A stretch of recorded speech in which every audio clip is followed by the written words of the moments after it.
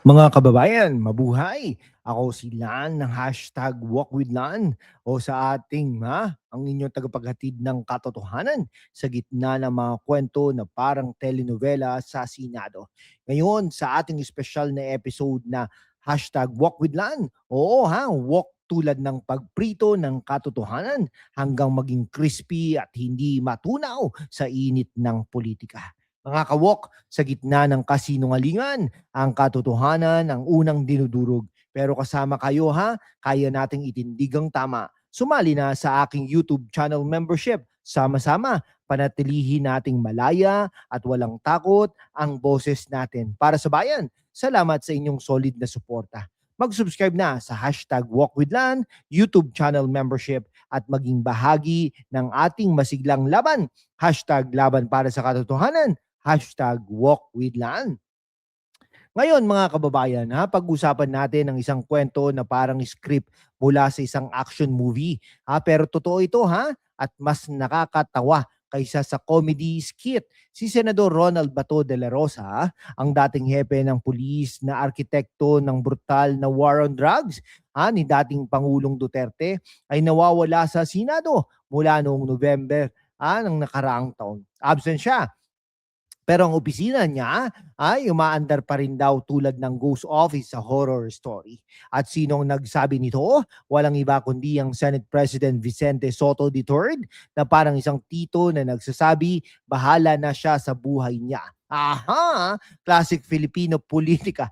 Absent ka man basta may staff na gumagawa ng trabaho, okay lang Mga kawok, isipin ninyo, si Bato na kilala sa kanyang Oplan double barrel na nagresulta sa libo-libong patay ay ngayon umiiwas sa ICC warrant. Rumors lang daw, pero bakit siya nagtatago? Parang siya ang batang umiiwas sa guro dahil may homework na hindi nagawa. At si Soto sabi niya, hindi niya pipilitin si Bato na pumasok kasi to each his own, pero sa Senate rules pwede raw arrest ang senador para sa quorum o boto. Bakit hindi ginagamit? Dahil wala pang crucial vote. O baka natatakot din sila sa bato na ibabato ng ICC.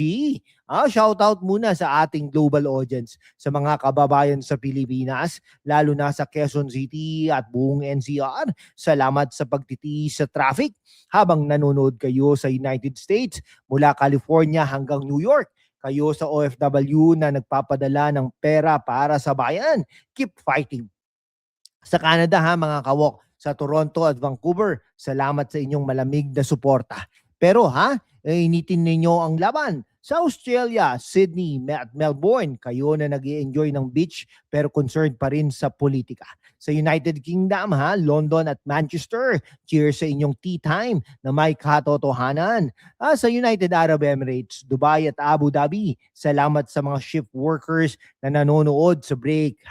Sa Hong Kong, kayo na busy sa MTR pero connected sa Pilipinas. Sa Japan, Tokyo at Osaka, arigato sa inyong discipline viewing. Sa Italy, Rome at Milan, grazie sa inyong passionate support. At sa Germany, Berlin at Munich, danke sa inyong precise analysis kasama ko. Ngayon, bumalik tayo sa kwento. Ayon kay Soto, noong Biyernes, Enero, January 10, 2026, hindi raw niya mapipilit si Bato na pumasok. Ayaw niya pumasok pero umaandar ang opisina niya. Wala kami magagawa doon. Pero parang sinasabi basta may email at opinyon na pinapadala, okay na. Pero mga kawok, ito ba ay tama? Si Bato ay senador, hindi remote worker sa BPO. Bilang vice chair ng Finance Committee, absent siya sa defense ng 2026 budgets para sa national security agencies. Absent din sa bicameral meetings. Sino ang nagdurusa? Tayo ang taxpayers. Ang pera natin na nagpapatakbo ng opisina niya habang siya ay nagtatago dahil sa ICC probe sa crimes against humanity. Okay, Mga kaibigan, isipin ninyo, mga kababayan, si Bato na dating nagsasabi, tokhang-tokhang, ngayon ay siya ay natokhang ng ICC.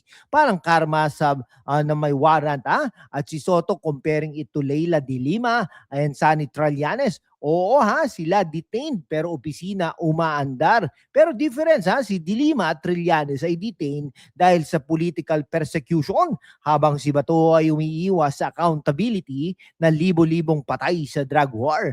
Ha ha ha, parang sinasabi, ha, pare-pareho lang basta may staff. Pero hindi ha, ito ay hypocrisy sa pinakamataas na level. In-depth analysis tayo mga kawok. Ang war on drugs ni Duterte at De La Rosa. Official figures say 6,000 plus killed in operations. Pero human rights groups estimate 20,000 to 30,000 including extrajudicial killings. Si Bato bilang PNP chief ay arkitekto nito. Sabi niya dati, I will consider hiding kung may ICC warrant.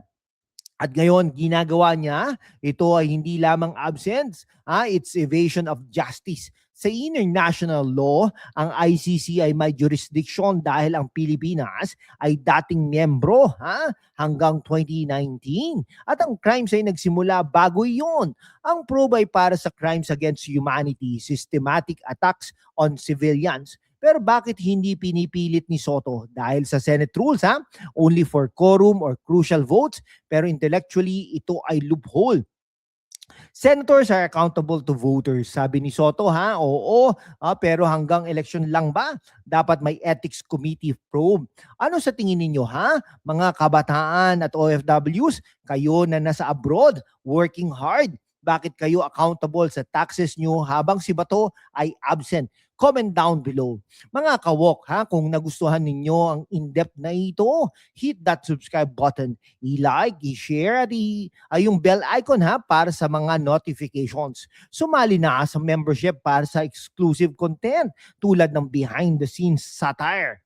Ngayon, pag-usapan ang implications sa national security. Absent si Bato sa budget defense. Sino ang nag-handle? Staff lang. Parang robot na walang soul. At sa ICC, rumors ng warrant para kay Duterte at De La Rosa. Si Duterte, dating Pangulo, ay nandun na sa dahig.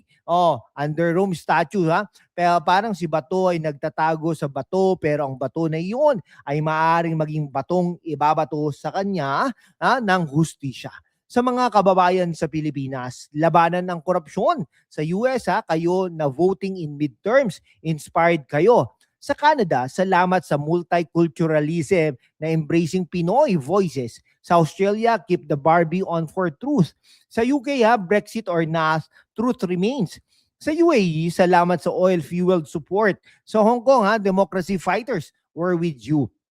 Sa Japan, precisions like samurai. Sa Italy, passion like opera. Sa Germany, efficiency like Ottoman. Okay, Noong 2016, inilungsad ang Oplan Tokhang. Libo ang namatay. Karamihan mahirap. Reports from Amnesty International, systematic killings daw. Si Bato, we will kill them all. Ngayon, ICC probe, bakit absent? Dahil sa fear of arrest. Pero sa Pilipinas, walang extradition to ICC since withdrawal. Pero kung lalabas siya, pwede. Ito ay failure ng system, Senators like Bato, elected on tough on crime, image, pero ngayon running from crime charges. Parang superhero na nagtatago sa cape niya. Mga kabataan, OFWs, anong solusyon? Recall impeachment? Comment down below. Mga kawok, ang kwento ni Bato ay reminder, power without accountability is danger. Subscribe para sa more, Salamat. Okay, mga kaibigan, maraming salamat po. Mabuhay po ang Pilipinas.